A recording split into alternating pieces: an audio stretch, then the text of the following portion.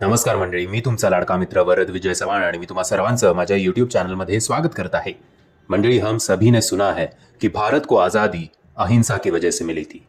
ये वो कहानी नहीं है। किंवा महात्मा गांधींना असं बोलणं की मैं ऐसे बंदों की तलाश कर रहा हूं जो इन जिंदा अंग्रेजों का गला काट कर फेक दे। किंवा याआधी सुद्धा हिंदू आणि मुस्लिम देशासाठी एकत्र येऊन कसे लढले होते याच्यावर भाष्य करणारे स्वातंत्र्यवीर सावरकर यांची ती वाक्य, यांचं ते ॲग्रेशन किंवा त्यांचं असं म्हणणं की देवानी तर मला एकच आयुष्य दिलं, पण जज साहेबांनी मला 2-2 उमरकैदची सजा देऊन मला 2 आयुष्य दिली आहेत। किंवा तुम्ही कधी विचार केलाय की काँग्रेसच्या कुठल्याही नेत्याला कधीही किंवा काँग्रेसच्या कुठल्याही माणसाला कधीही काळ्या पाण्याची शिक्षा का झाली नाही ते?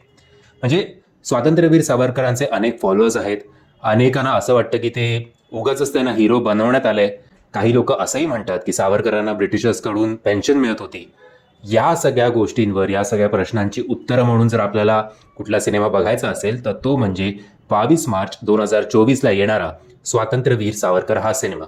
आणि जेव्हा मी हा ट्रेलर बघितला, अक्षरशः गूज बम्स असतात ना, म्हणजे अंगावर काटे येणं काय असतं। म्हणजे मी स्वतः सावरकर वाचले नाही आहेत, मी आईकडनं, आजीकडनं किंवा यूट्यूबवर विविध व्हिडिओज असं उडत उडत का होईना पण माझ्या कानावर ते पडलेत।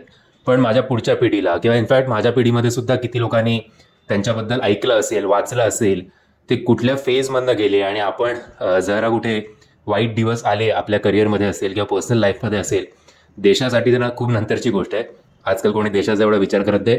मी आणि माझं घर हाच सगळ्यांचा प्रमुख फोकस आहे।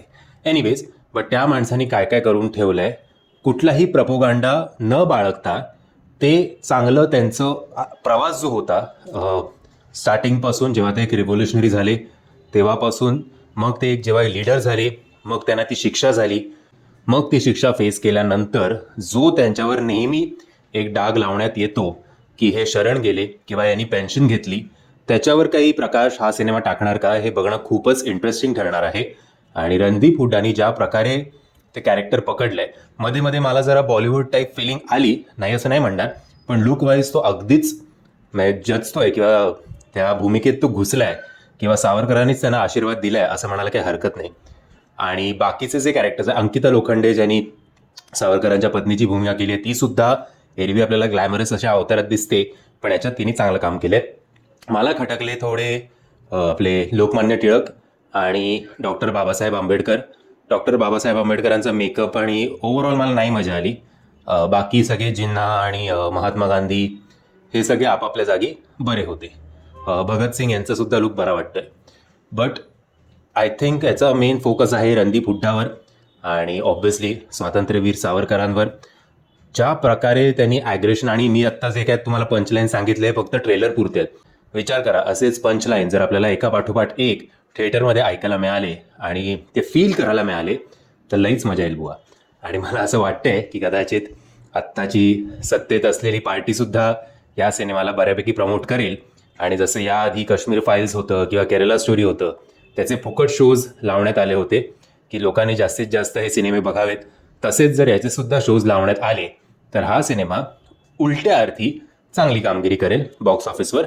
बट माझं तरी असं म्हणणं आहे की love him or hate him but you can't ignore him. एकदा जरी तुम्ही त्यांचे फॉलोअर असाल किंवा नसाल, एकदा बघून तरी या तो सिनेमा, त्यानंतर तुमचं काही मतपरिवर्तन झालं किंवा तुम्ही तुमच्या मतांवर ठाम असाल की नाही हा माणूस मला पटत नाही, तर मग ठीक आहे, पण एकदा बघायला काही हरकत नाही आहे असं माझं तरी म्हणणं आहे।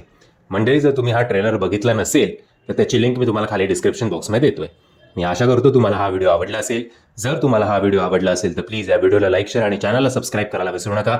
जय हिंद, जय महाराष्ट्र।